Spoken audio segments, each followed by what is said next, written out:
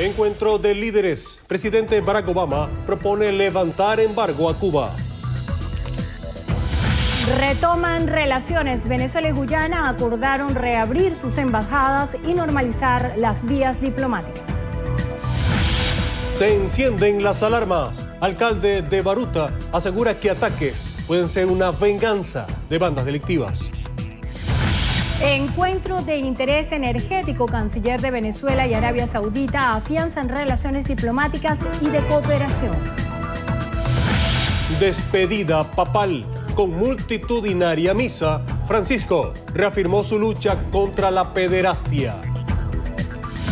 Por primera vez en 33 años, Venezuela y el mundo deslumbrados ante la luna roja. Messi, fuera. Estrella de Barcelona estará 2 meses de baja. Canto divino. Durante el Festival de las Familias, artistas dedicaron su voz al Papa Francisco.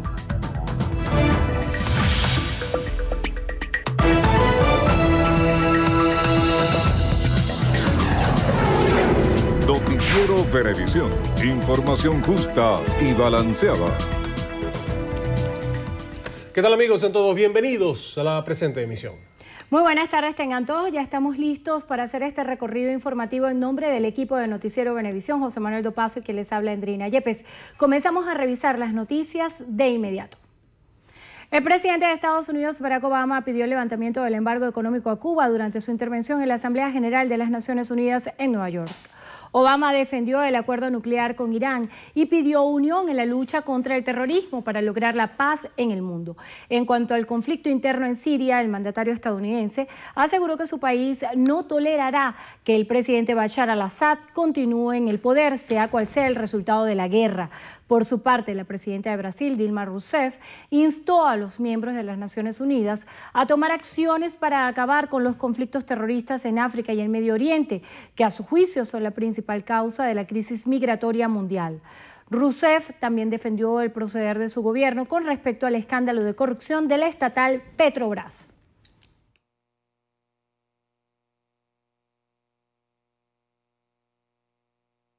Nuestros países son más seguros cuando mantenemos normas y la cooperación entre los países. Y los países fuertes tienen la responsabilidad de mantener este orden internacional. Seguimos teniendo diferencias con el gobierno cubano. Seguiremos defendiendo los derechos humanos. Pero queremos hacerlo a través de relaciones bilaterales y haciendo que los pueblos hablen uno con el otro. Yo confío en que estos contactos ayudan, el Congreso eliminará el embargo. La multiplicación de los conflictos regionales con potenciales destructivos, así como la expansión del terrorismo que mata a hombres, mujeres y niños, que destruye el patrimonio de la humanidad, que expulsa de sus comunidades a millones de personas, demuestra que la ONU tiene un gran desafío. No se puede ser complaciente con la barbarie, como aquellas perpetradas por el llamado Estado Islámico y por otros grupos asociados.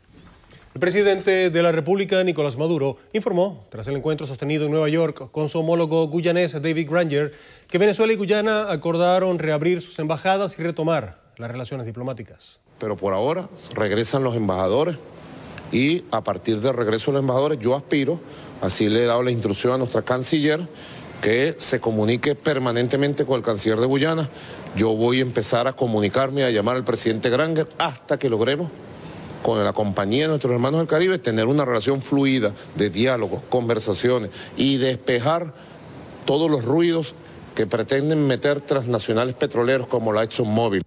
Aseguró que recibirá una comisión de la ONU y de su Secretaría General para analizar el reclamo que ha reiterado Venezuela sobre el Esequibo.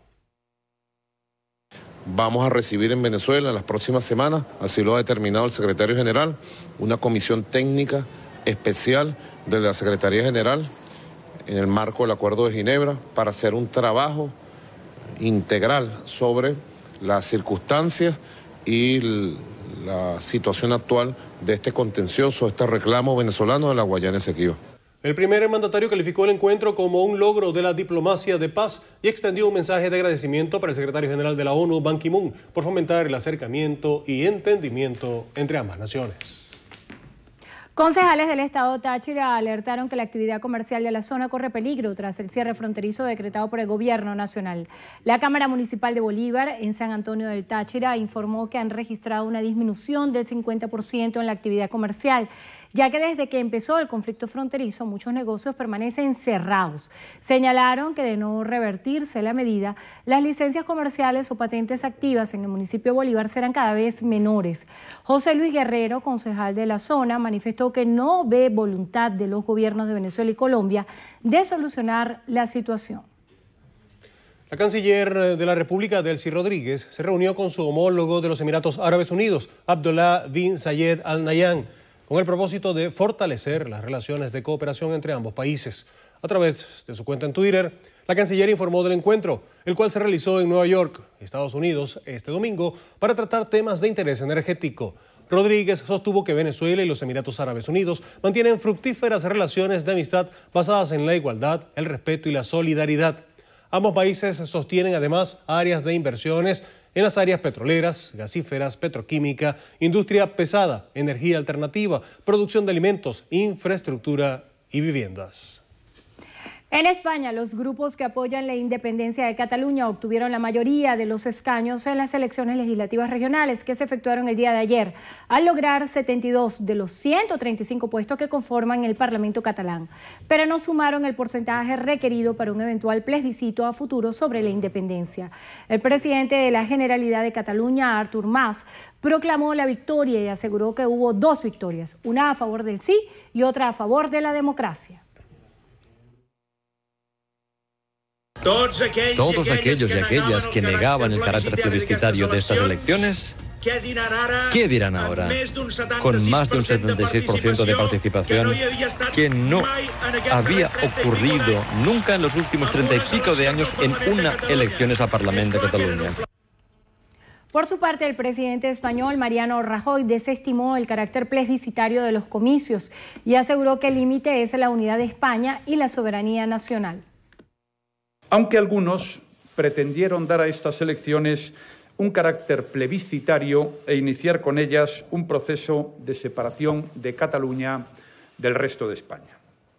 Hoy sabemos que eso, que no era posible legalmente, y no lo es, tampoco ha obtenido el apoyo en las urnas. Bien, amigos, de inmediato vamos a revisar la situación del tránsito en la Gran Caracas con la aplicación Waze. Recuerden que ustedes también pueden obtener esta aplicación en sus dispositivos móviles y estar al tanto de lo que sucede en las principales vías, no solamente en Caracas, sino en todo el territorio nacional. Aquí tenemos en imágenes lo que está sucediendo a esta hora en la carretera Baruta El Placer. Recuerden que esta es la vía que empalma al municipio de Baruta desde la autopista regional del centro. La velocidad de circulación es 16 kilómetros por hora. Esto es a la altura de La Limonera, donde está la escuela pública y donde está la carretera Monterrey. Hay fuerte congestionamiento en el empalme que va de la autopista regional del centro hacia el centro del municipio Baruta. Vamos a revisar otro punto de la ciudad. Aquí tenemos donde está el Paseo Los Próceres. Tiene una velocidad de circulación de 29 kilómetros por hora, está lento. Y más adelante vemos que la avenida Fuerzas Armadas a esta hora luce completamente despejada, algo de congestionamiento en la avenida Urdaneta. Y tenemos en imagen lo que está sucediendo hasta ahora en la autopista Francisco Fajardo, sentido este. Hay fuerte retraso en ambos sentidos debido a unos trabajos de vialidad que se están haciendo a la altura de la Universidad Central en la autopista Francisco Fajardo. La velocidad de circulación de los vehículos es de 26 kilómetros por hora. Es la información que podemos suministrarles a esta hora de tráfico. Recuerden que ustedes también pueden sumarse a nuestro grupo Tráfico Venevisión en Waze y estar al tanto de lo que ocurre en las principales vías de todo nuestro país. Amigos, momento de hacer nuestra primera pausa. Y más adelante, pica y se extiende. Escándalo de Volkswagen salpica al fabricante Audi. Los detalles más adelante.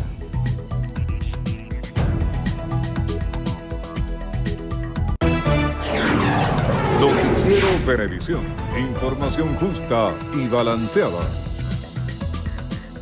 Continuamos con más de Noticiero Venevisión. Les contamos que el Ministerio Público confirmó que el alcalde de Caroní, José Ramón López, será presentado ante el Tribunal Quinto de Control del Segundo Circuito del Estado Bolívar por presuntamente haber incurrido en hechos de corrupción.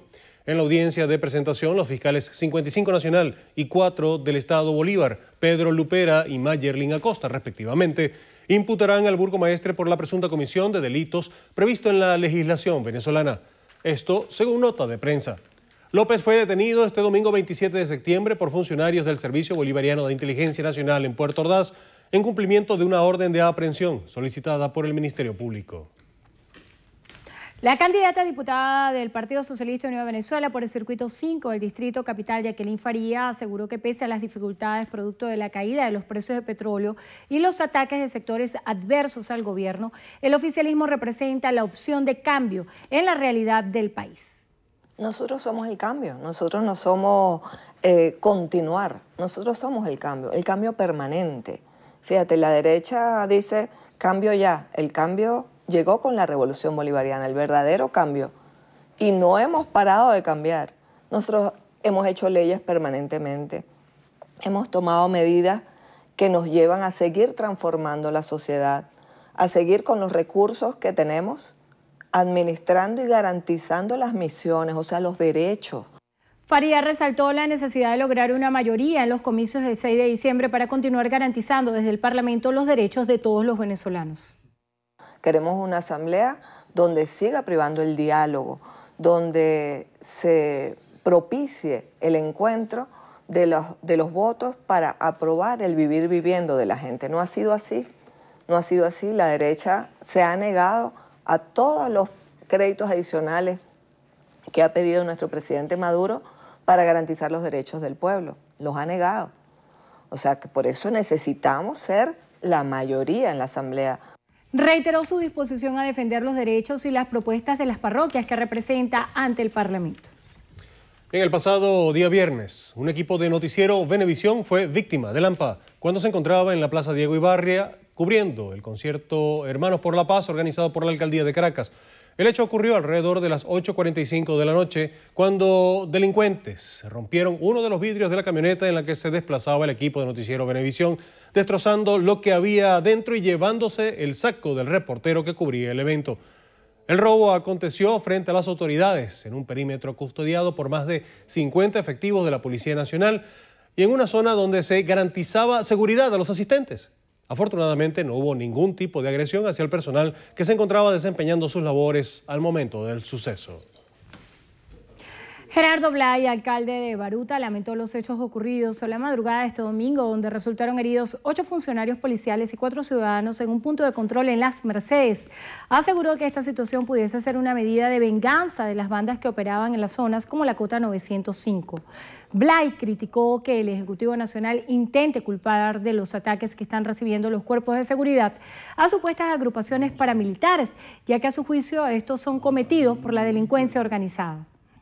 Cuando el Estado quiere intervenir y han crecido de esta manera y se han armado de esta manera, es mucho más fácil echarle la culpa a Paracos o a cualquier otro tipo de organización que a una delincuencia organizada que ha permitido el Estado que existe en Venezuela. Aquí no se sabe quién controla las armas y aquí no se sabe cómo se llega a tener una delincuencia organizada, armas que son de uso exclusivo de las fuerzas de seguridad del Estado venezolano.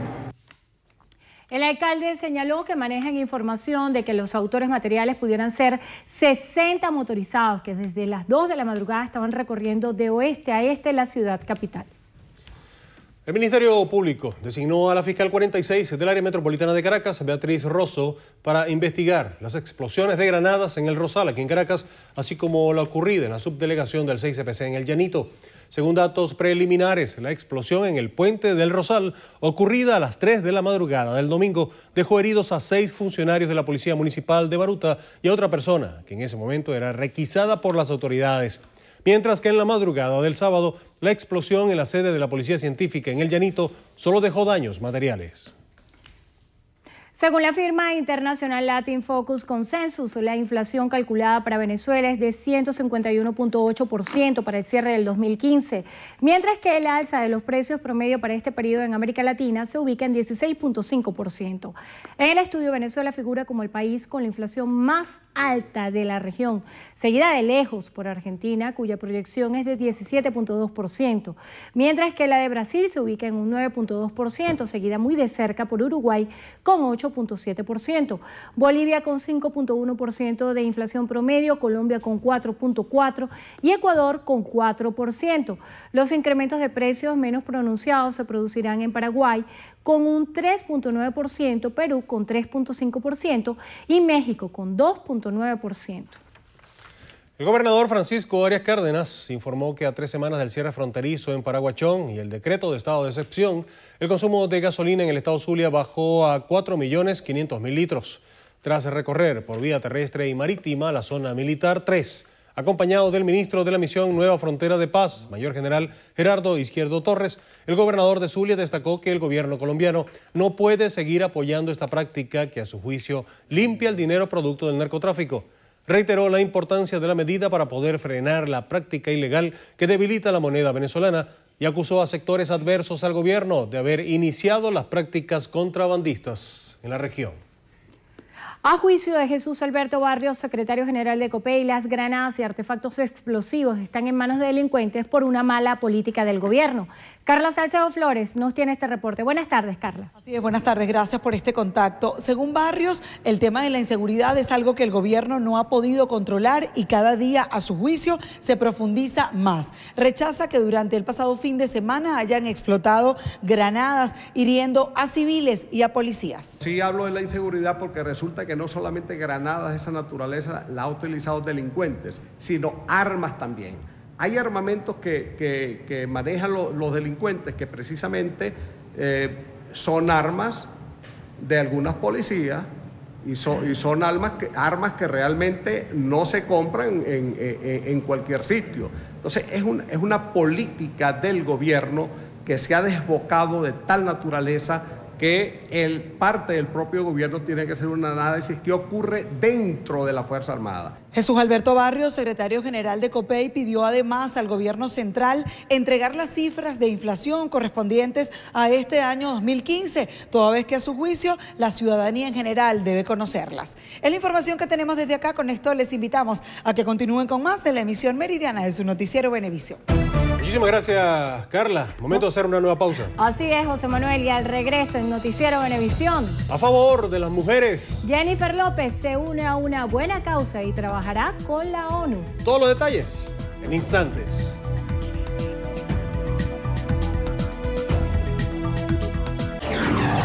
Noticiero Venevisión. Información justa y balanceada. Durante este fin de semana se reportaron 35 muertes violentas ocurridas en la ciudad de Caracas. En uno de los casos destaca un joven identificado como Germain Alexander Chávez Rico, de 19 años de edad. Era un sargento segundo de la Guardia Nacional y fue asesinado en Ocumare del Tuy por motorizados que le propinaron un disparo en la cabeza.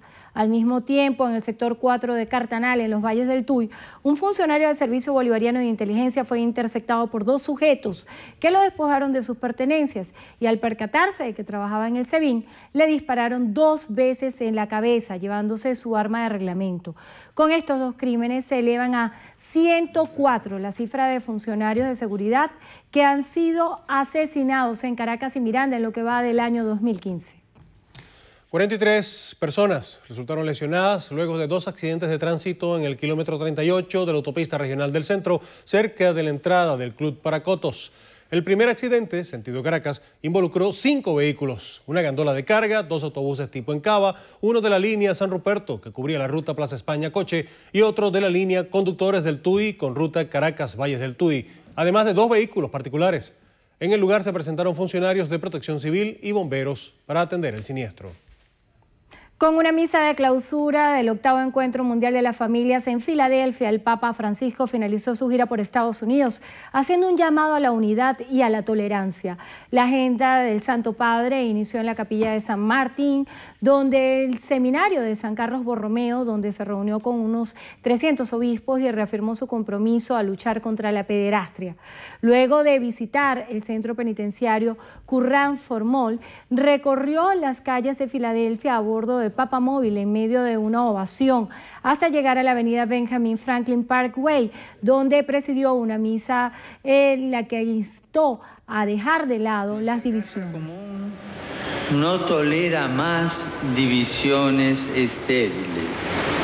El desafío urgente de proteger nuestra casa incluye la preocupación de unir a toda la familia humana en la búsqueda de un desarrollo sostenible e integral, porque sabemos que las cosas pueden cambiar. Que nuestros hijos encuentren en nosotros referentes de comunión, no de división. Finalmente, el Papa Francisco se dirigió al Aeropuerto Internacional de Filadelfia, donde se reunió con el vicepresidente estadounidense Joe Biden, para posteriormente partir a bordo de un avión de la compañía American Airlines a Roma, donde se preparará para el Sínodo de la Familia, que se realizará el próximo domingo. Y precisamente, el sumo pontífice manifestó que tanto él como la Santa Sede trataron de ayudar en las negociaciones de paz en Colombia. A bordo del avión rumbo a Roma, el Papa Francisco aseguró sentirse muy contento por los acuerdos alcanzados entre el gobierno neogranadino y las FARC. Precisó que habló 2 veces con el presidente Juan Manuel Santos sobre este tema y reiteró que hay que esperar hasta marzo para que se firme el acuerdo definitivo y que quede pendiente el asunto de la justicia internacional. Por último, manifestó que deben referirse a un papa como siervo de los siervos de Dios y no como una estrella mediática.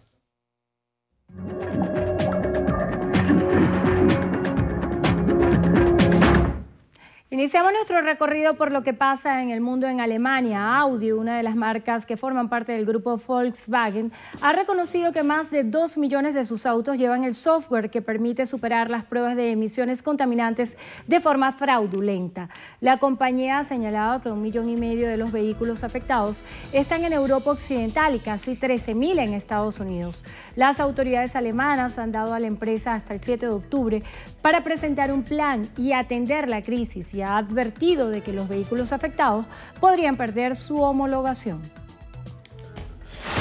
Irán responsabilizó a Arabia Saudita por la estampida que dejó al menos 717 muertos cerca de la Meca. La organización iraní del Hajj aseguró que por motivos desconocidos se cerraron 2 accesos cerca del lugar del accidente. Señalaron que el incidente demuestra una mala gestión y una falta de atención en la seguridad de los peregrinos.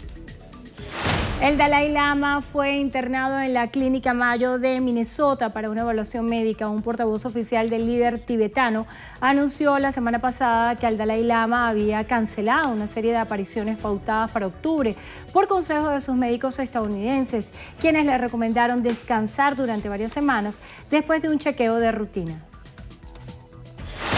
2 eventos astronómicos se fusionaron la noche de este domingo para dar lugar al fenómeno conocido como la superluna de sangre, que no volverá a ocurrir hasta el 2033. La luna lució con un tono rojizo y se vio 14% más grande y 30% más brillante de lo normal. Este evento fue denominado por los astrónomos como Tétrada Lunar Láser, el último de una serie de 4 eclipses lunares consecutivos en 2 años. Bueno, impresionante. Desde Caracas se veía perfecto, súper impresionante. Y súper impresionante, ciertamente. Además, la conjunción de los 2 eventos, ¿verdad? Que estuviera más grande, más brillante y justo un eclipse. Se veía espectacular. Muchas fotografías rodaron por las redes sociales. Vamos a hacer una breve pausa y en instantes. Lluvia de jonrones. 3 vuelacercas criollos en el mismo choque. Ya regresamos con más información deportiva. La trae Gregorio Rojas.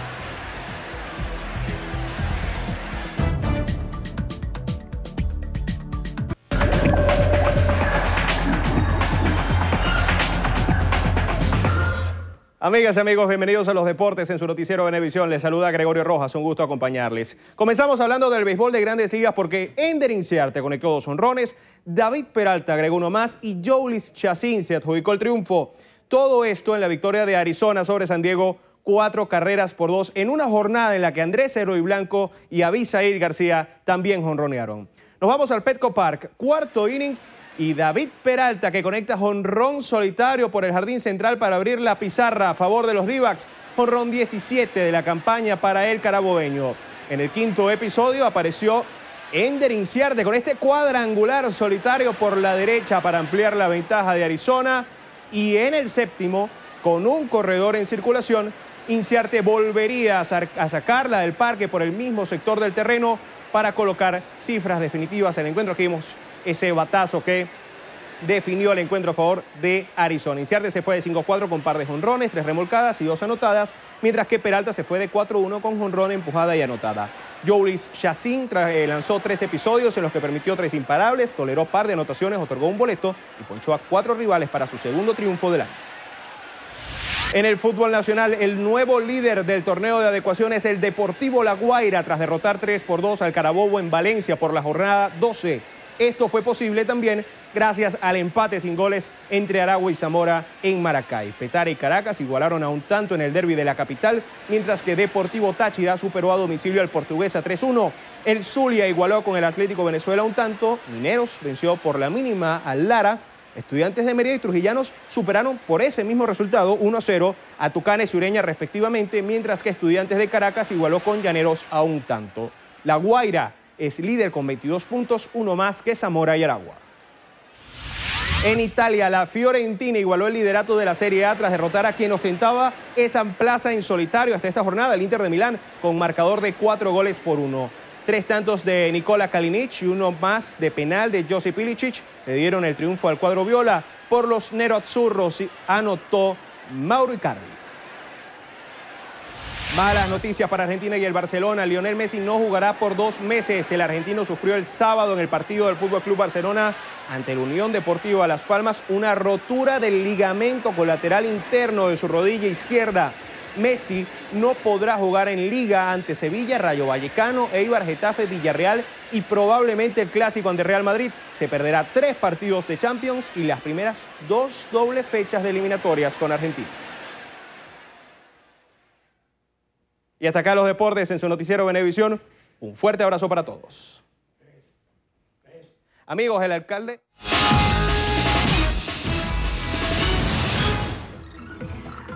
Bueno, vamos a comenzar el recorrido con las noticias de estrenos y estrellas y lo vamos a hacer con Aretha Franklin, Andrea Bocelli y Juanes, quienes se le cantaron al Papa Francisco en la fiesta de las familias.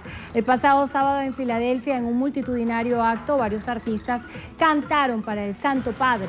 La cantante Aretha Franklin tuvo la oportunidad de interpretar Amazing Grace. El tenor Andrea Bocelli cantó un conmovedor Padre Nuestro junto a la Orquesta Filarmónica de Filadelfia. Y aunque no contó con la presencia del Papa Francisco mientras cantaba, el colombiano Juanes interpretó A Dios le pido y luego tuvo la oportunidad fuera del escenario de conocerlo y entregarle un Cristo de hierro forjado, elaborado por el escultor Cristóbal Gaviria. El Papa Francisco pidió al mundo por las leyes para el desarrollo de las familias, por ser la fábrica de la esperanza. Y la Semana de la Moda en Milán culminó con las pasarelas de Armani, Versace y Dolce & Gabbana. La firma italiana Emporio Armani presentó su colección Primavera-Verano 2016, llena de tejidos livianos, minimalistas para una mujer que le gusta innovar, con las 3 piezas, chaqueta, falda y pantalón, que realzan la figura femenina. Por su parte, Versace se inspiró en el ejército para presentar piezas cargadas de animal print y camuflaje, mientras las modelos de Dolce & Gabbana se tomaron numerosos selfies en la pasarela al mismo tiempo que desfilaban vestidos estampados, pañuelos, corpiños con encajes y tocados con pequeñas frutas, semejando a los turistas que se toman fotos postales en los principales monumentos de Italia. Y la Fundación para la Investigación sobre el SIDA celebró la 7ª gala anual en Milán. Las reconocidas Naomi Campbell, Heidi Klum y Dakota Johnson destacaron como las mejores vestidas del evento.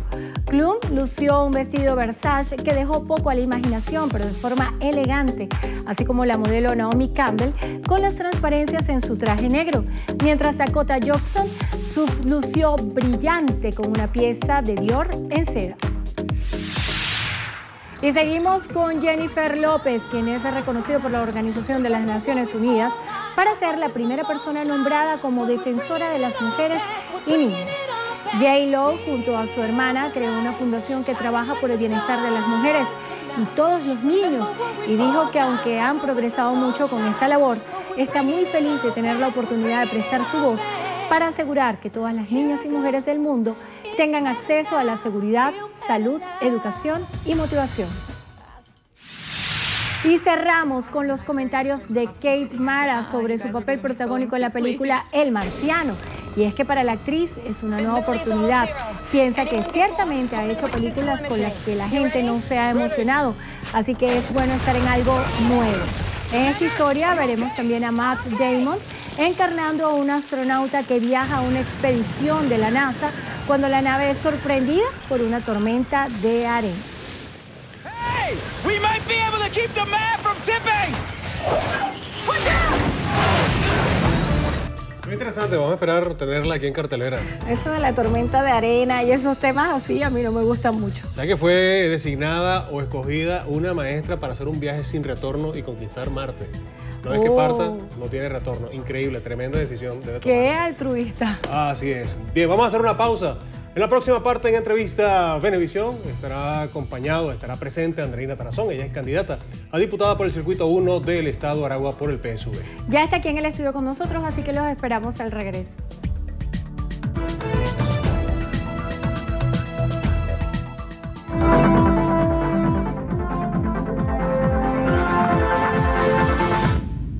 El paciente Alberto Núñez Coelho se encuentra recluido en terapia intensiva en la clínica La Arboleda, aquí en Caracas, y necesita con carácter de urgencia 20 donantes de sangre.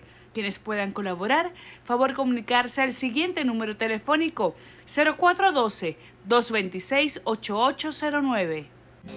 Un aporte más de Noticiero Venevisión por Venezuela.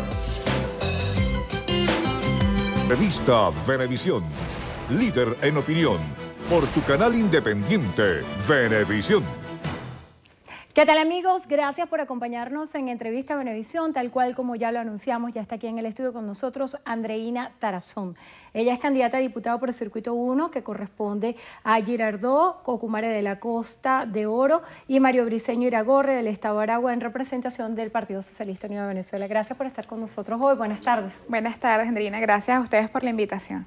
Quisiéramos conocer tu valoración antes de entrar en materia de lo que es la campaña y el contenido de política nacional, de cómo haces la valoración de lo que ha sido el manejo de la política exterior por parte del presidente Nicolás Maduro. Ya le había estado al frente de todo lo que es la gestión internacional cuando fue canciller de Venezuela, ahora le toca estar al frente como presidente de la República, pero con dos flancos abiertos, lo que está sucediendo con Colombia, ese encuentro bilateral que sostuvo con el presidente Santos, y lo que está sucediendo con Guyana. ¿Cómo calificas esta política exterior que ha llevado a cabo el Ejecutivo Nacional, que queda pendiente por hacer? ¿Cómo lo valoras?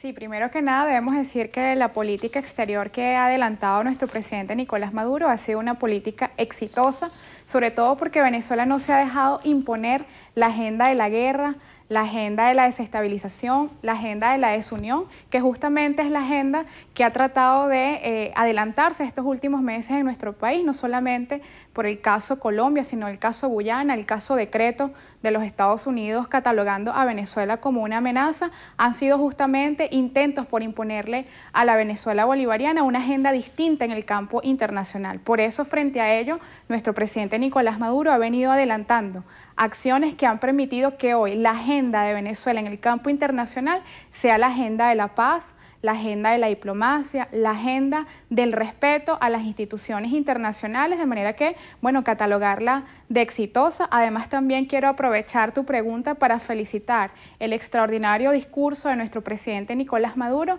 frente a la Organización de Naciones Unidas a propósito de cumplirse 70 años de la creación de este organismo, que hay que resaltar nace como resultado de la Segunda Guerra Mundial, en la cual, bueno, lamentablemente las potencias internacionales adelantaron una política de guerra que arrojó un resultado de muertos, más de 30 millones de hombres y mujeres asesinados en la Segunda Guerra Mundial, y hoy la propuesta del presidente Nicolás Maduro sigue siendo la propuesta de Hugo Chávez, que es que en el campo internacional los organismos internacionales sirvan para velar por la soberanía de los pueblos, para que se diriman las diferencias entre los países en el marco de la paz, de la diplomacia. Y otro éxito, sin duda alguna, ha sido el encuentro de nuestro presidente Nicolás Maduro con el presidente de Colombia, Juan Manuel Santos.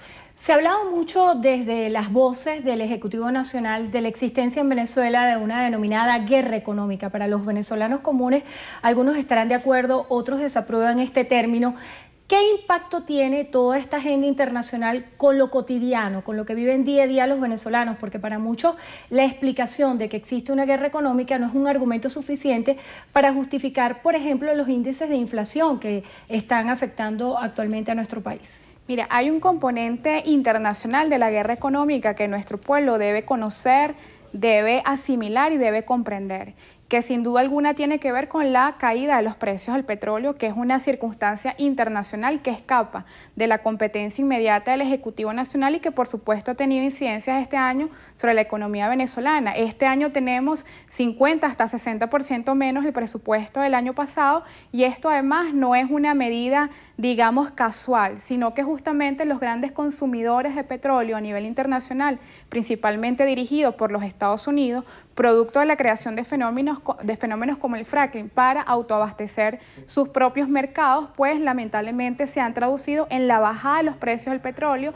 que afectan a países exportadores de petróleo como Venezuela, como Rusia y como países del Medio Oriente. Esta es una de las principales armas de la guerra económica, que no es inocente, justamente tiene como objetivo hacer decaer las economías locales, las economías de países como el venezolano, que es un país petrolero, pero que además hay algunos fenómenos asociados a la guerra económica, el contrabando de extracción, todo lo que tiene que ver con la especulación sobre el precio de un dólar que no es oficial, y creemos que frente a este escenario internacional, principalmente nuestro pueblo tiene que tener conciencia de que nosotros esperamos, producto de las dinámicas internacionales, de los acuerdos internacionales que ha venido adelantando nuestro gobierno, que los próximos años van a ser años de prosperidad para la economía venezolana. En función de esas distorsiones a las cuales estás haciendo referencia, está también una que es muy importante y se había llamado el año pasado, a finales de año, a lo que va a ser un gran debate nacional acerca del aumento de la gasolina.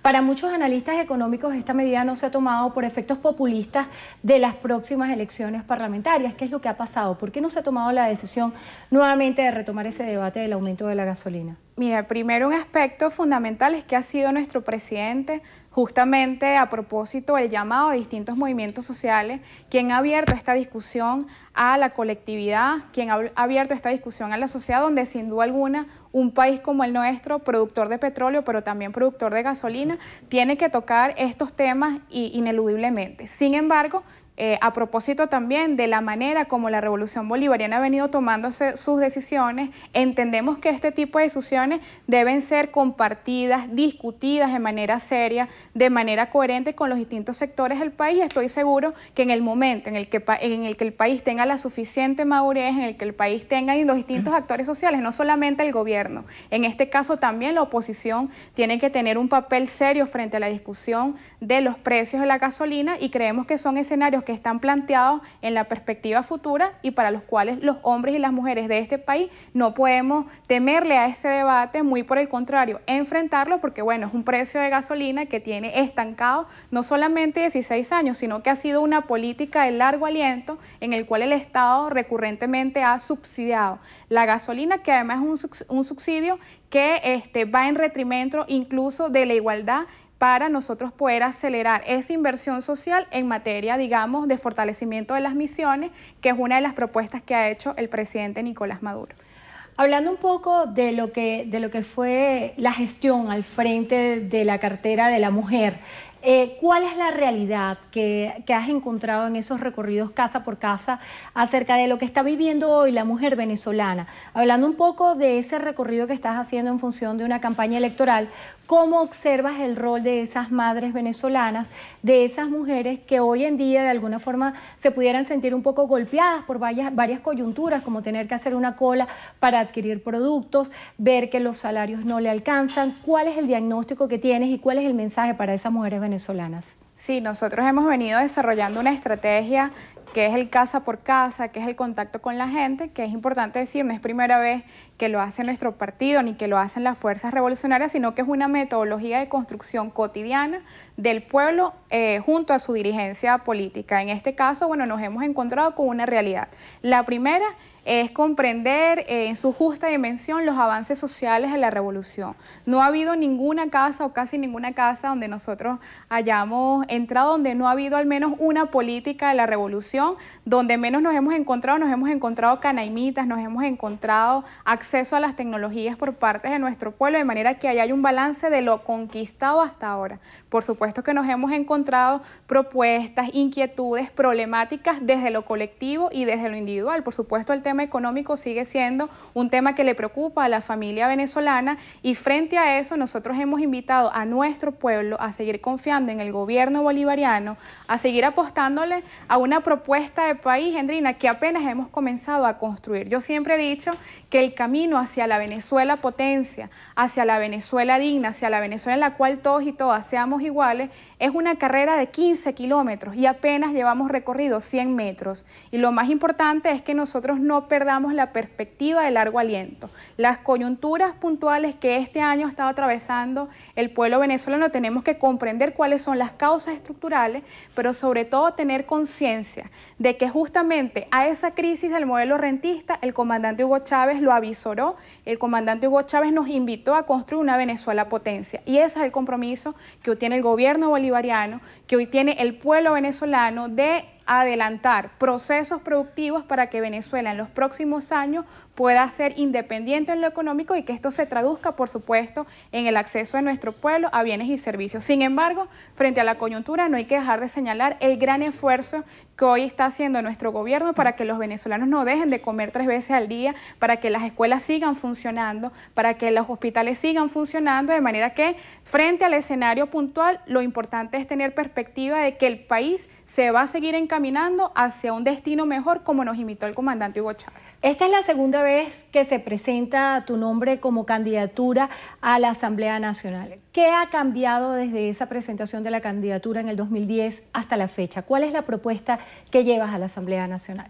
Bueno, primero en lo particular, bueno, muchísima experiencia, el desarrollo justamente de tareas en el Ejecutivo te permite tener una perspectiva integral del desarrollo de políticas públicas, del cual no escapa el Poder Legislativo. Es importante tomar en cuenta que los diputados y las diputadas no solamente aprueban leyes, sino aprueban el presupuesto del país, aprueban créditos adicionales, aprueban tratados internacionales. De manera que nosotros en este momento, pues justamente lo que estamos proponiéndole a nuestro pueblo es que nosotros podamos adelantar el plan de país que todavía nos queda por construir, no solamente a través de la participación decidida del Ejecutivo Nacional, que ya viene desarrollando políticas públicas, sino que desde la Asamblea Nacional, los hombres y las mujeres que estemos allí, vamos a seguir defendiendo, por ejemplo, más presupuesto para la misión vivienda. El tema de la vivienda sigue siendo un tema de primer orden en nuestras comunidades. De hecho, ha sido de la principal problemática que nos hemos encontrado en la visita casa a casa. Ya no una necesidad de vivienda producto de que las personas viven en alto riesgo,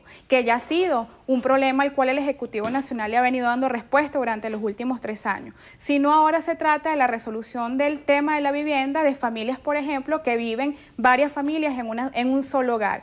Se trata entonces del desarrollo de una propuesta que ha puesto nuestro presidente Nicolás Maduro sobre la mesa y que a mí como joven me toca defender, que es la misión vivienda para las parejas jóvenes. Esos hombres y mujeres de 20, 25, 30 años profesionales que hoy tienen necesidad de acceder a una vivienda y que por supuesto en el mercado privado es inaccesible. Nosotros y nosotras desde la Asamblea Nacional creemos que debemos ir a defender presupuesto público para la misión vivienda, presupuesto público para la protección social, de manera que en perspectiva futura nos planteamos que desde la Asamblea Nacional también podamos tributar al plan de país que todavía está por construirse. Bueno, le damos las gracias a Andreina Tarazón. Ella es candidata a diputada por el Circuito 1, que comprende Girardot, Ocumare de la Costa de Oro y Mario Briceño Iragorren, del Estado de Aragua, en representación del Partido Socialista Unido de Venezuela. Gracias por estar con nosotros hoy en la tarde en Entrevista a Venevisión. Gracias. Y gracias a ustedes también por habernos acompañado. Que tengan todos feliz tarde. José Manuel. Muchísimas gracias, Andrina. Amigos, hasta aquí la presente emisión. Recuerde, Noticiero Venevisión, Canal 4 reporta. Ustedes deciden. Feliz tarde.